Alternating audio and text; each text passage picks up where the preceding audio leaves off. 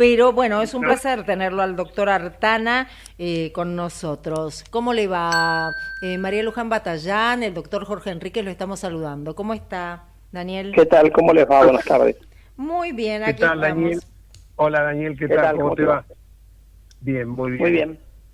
¿Comenzás vos, Y, Jorge? lo que pasa es que los dos temas hoy más convocantes son el juicio de Vialidad, donde Cristina pasó a tener un papel protagónico haciendo esta suerte de stand-up que hizo ayer, que no influyó para nada en la cuestión judicial, porque fuera de todo, o sea, como decimos los abogados, el juicio es lo que está en el expediente y nada más, después todo lo demás es cartón pintado. Pero el otro tema tan importante es que mientras se hablaba, acá subía significativamente el dólar blue, o sea que a veces pienso que esto que hizo ayer no toma dimensión de las palabras de un vicepresidente. Y entonces la primera pregunta que se me ocurre hacer a Daniel es cómo está viendo este momento, el soplo que uno pensaba que iba a ser un aire fresco con la llegada de Massa, yo nunca lo pensé, pero bueno, siempre la esperanza es lo último que se pierde. Pero después con un tipo serio como lo tenía Gabriel Rubinstein, la verdad que lo tenía, pensamos que la cosa iba a mejorar y creo que vamos en calle libre, ¿no? Bueno, a ver, yo creo que el nuevo equipo económico está avanzando con algunas medidas, veremos qué es lo que puede concretar, tendremos que ir viendo también cuál es su convicción, pero han empezado a tratar de ordenar lo fiscal, que estaba bastante desordenado. Ahí hay muchas dudas respecto a lo que van a hacer, pero bueno, han dado una señal y con el tema de tarifas han dado una señal y ahora con un ajuste de caja que ya empezó a operar en lo que vimos en los resultados que se conocieron ayer del mes de julio, ¿no es cierto?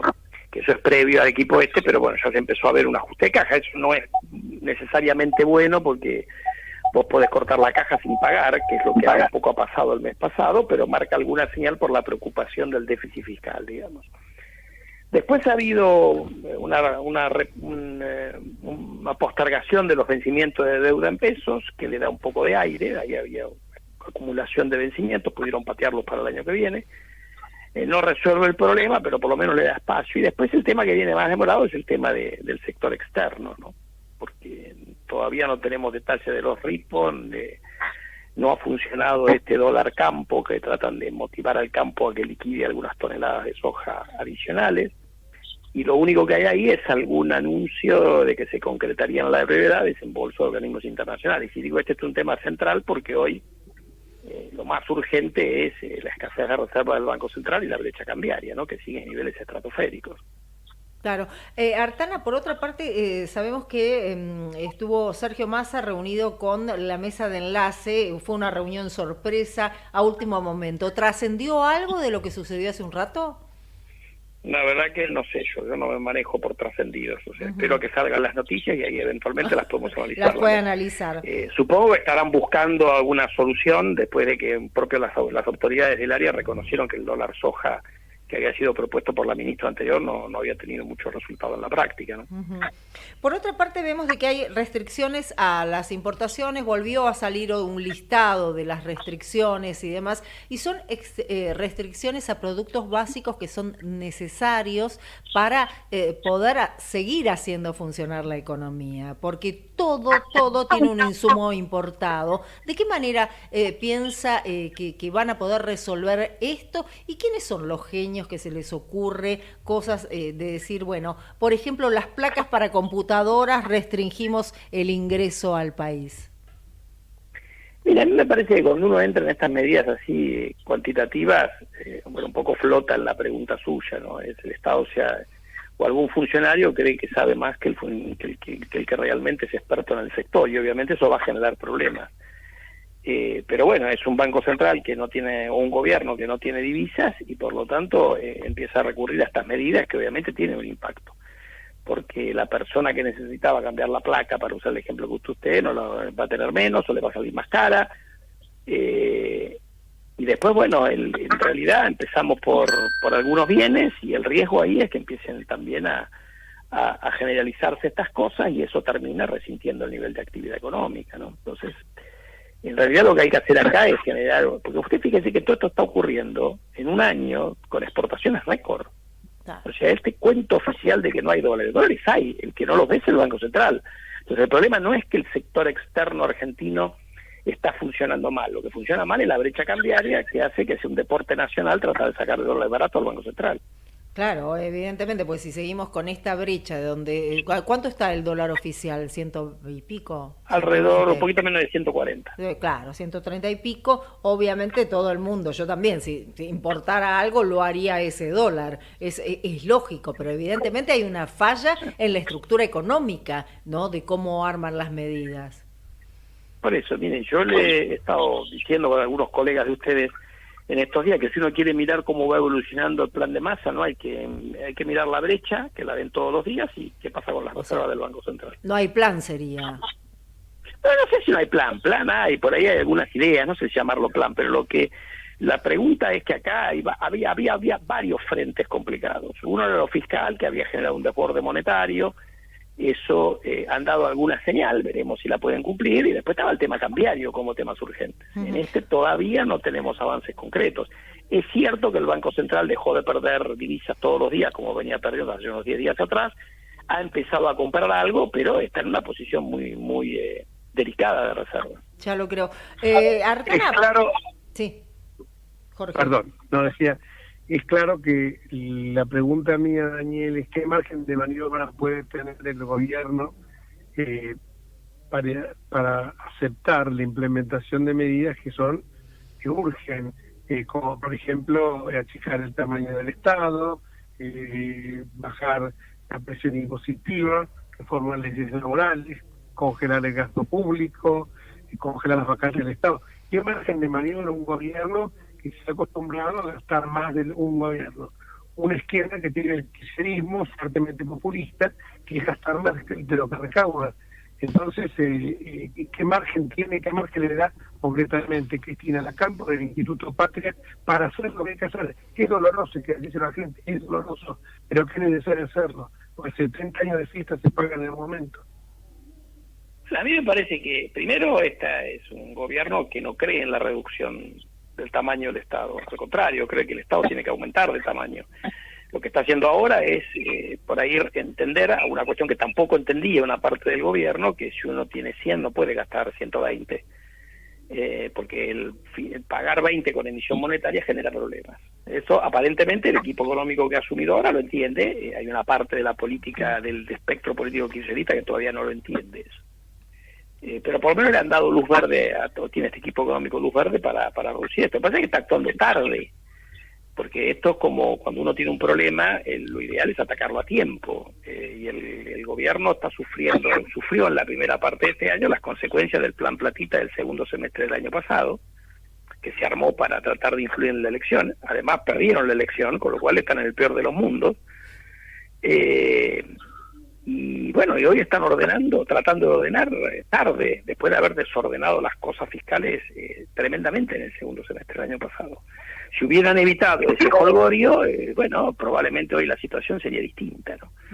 Pero bueno, o sea, primero, uno no los ve hacia el lado que tienen que ir en materia de reformas estructurales, no creen que hay que achicar el Estado, no creen que hay que bajar impuestos, de hecho los han subido.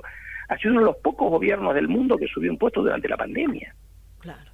Subió impuestos cuando asumió, el impuesto país, suba de retenciones, y fue subiendo algunos impuestos durante la pandemia, y hoy cuando les falta plata, lo único que se les ocurrió, dado que fracasaron, no tienen el número para este impuesto llamado a la renta inesperada, es aumentar los anticipos de ganancias de una parte de las empresas argentinas, de dudosa legalidad esta medida, digamos, pero bueno, eso será cuestión que se dirimirá en los tribunales. Yo mucho no puedo opinar sobre eso, ¿no? Claro. Pero bueno, en realidad es siempre subir impuestos, y cuando uno va y mira la eficiencia del gasto, es muy mala, ¿no es cierto? Lamentable. Si no tuviera un gasto eficiente, por ahí toleraríamos los impuestos, pero sí, la verdad que los servicios públicos son de una calidad muy mala, ¿no? Pésima. Y la semana que viene vamos en camino a que en diputados, el día miércoles, se vota un nuevo aumento de impuestos, por supuesto, junto con el cambio a votar en contra, y un pacto de y un nuevo pacto fiscal que va a permitir nuevamente el jolgorio para las provincias, ¿no? Y además es inexplicable cómo las provincias, los diputados y senadores que representan a las provincias, o el pueblo de las provincias, se suben a esto de aumentar impuestos que no son coparticipables. Claro, como compensación le van a dar la posibilidad de que aumenten ingresos brutos, y creo que esto va a generar nueva presión tributaria y más inflación, ¿no? Eso es lo lamentable, que no se logra entender. Y no se logra entender, Daniel, porque yo te escucho hablar a vos, a López Murphy, a Kachanovsky, a una cantidad con un sesgo más o menos semejante, y la tienen tan clara. ¿Y cómo puede ser que esta gente no la tenga clara? Si toma 2, 4. Claro. Bueno, pero ahí lo que está pasando es que en su momento se firmó con las provincias un pacto fiscal que le ponía un límite a lo que podían hacer con ingresos brutos. Durante la emergencia, el gobierno actual flexibilizó ese pacto, y ahora lo que van a hacer es moverse en sentido contrario, les van a permitir que suban ingresos brutos. A mí no me parece una buena medida, pero ahí hay que reconocer también que una parte de la que hoy es oposición aparentemente votaría para que eso ocurra, porque en diputados el gobierno no tiene el número para avanzar con eso. Pero ha habido algunos legisladores de hoy gobernadores de la oposición que aparentemente votarían. Veremos la semana que viene qué es lo que pasa, ¿no? Claro. Pero sí, el problema ahí es un poco más generalizado, no es que uno puede cargar las tintas contra el gobierno nada más. Ahí aparentemente una parte, por lo menos, de la política está dispuesta, o sea, esta solución de subir impuestos, de matarnos con impuestos, le encanta, ¿no? Es la solución fácil. Yo lo sufrí siendo diputado, lo sufrí en carne propia, que mientras yo estaba votando en contra, había dentro de nuestro espacio algún diputado que decía, bueno, pero mi gobernador no me pide, lo mismo pasó con el presupuesto, y lo mismo pasó cuando nos rebanaron una parte de la coparticipación federal de la Ciudad de Buenos Aires, que muchos vieron más el interés localista, el interés provincial, el interés general. Yo no sufrí esto en carne propia, así que veo que también se puede llegar a dar eso. Espero que esta vez la oposición vote mucho más galvanizada y frente a esta locura, ¿no? Claro.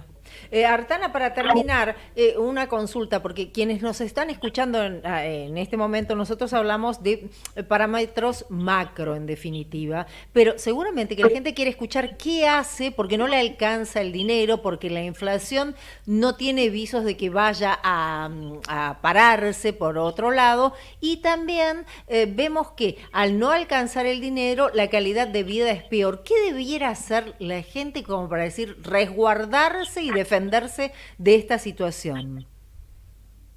Es muy difícil defenderse de la inflación, porque la inflación nos complica a todos los que tenemos, dependemos de un salario, dependemos que ese salario se mueva, mientras nuestra capacidad de gasto cayó, y el que tiene alguna capacidad de ahorro también cayó eso. Entonces, en definitiva, en realidad lo que uno tiene que lograr como sociedad es volver a tener un país que no tenga inflación, que Argentina lo tuvo en algún momento de su historia, no es que estamos condenados a vivir con inflación.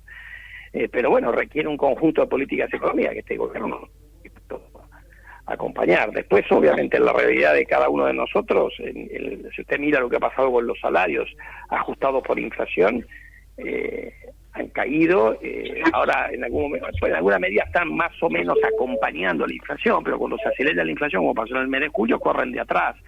Entonces uno tiene una merma, después la recupera, pero en esa cuestión siempre viene corriendo de atrás. O sea, en realidad lo que uno tiene que tener para resolver el problema es que no tiene que tener inflación. Mientras haya inflación es muy difícil para los asalariados, para los jubilados, para todos los que tenemos de un ingreso fijo, poder mantener nuestro nivel de vida en un momento en que no había inflación. Claro. Bueno, Artana, no sé, Jorge, si te queda algo más para agregar, pero me parece que fue bastante claro el doctor Artana respecto a que no hay, por lo menos en el futuro inmediato, una solución, ¿no? Para nosotros, los que vivimos en esta república. No, simplemente agradecerle que con la claridad meridiana con la que siempre expone, sirve para que la gente realmente conozca la profundidad del problema y que la solución está. Pero lo que pasa es que hay que tener las agallas para poder tomarlas, y bueno, uno escuchando a Daniel, por lo menos es un soplo de esperanza, ¿no? Porque dice gente que piensa bien. Gracias, Daniel. No, les agradezco a los dos. Buenas tardes. Muy buenas tardes. Era el doctor Daniel Artana con nosotros.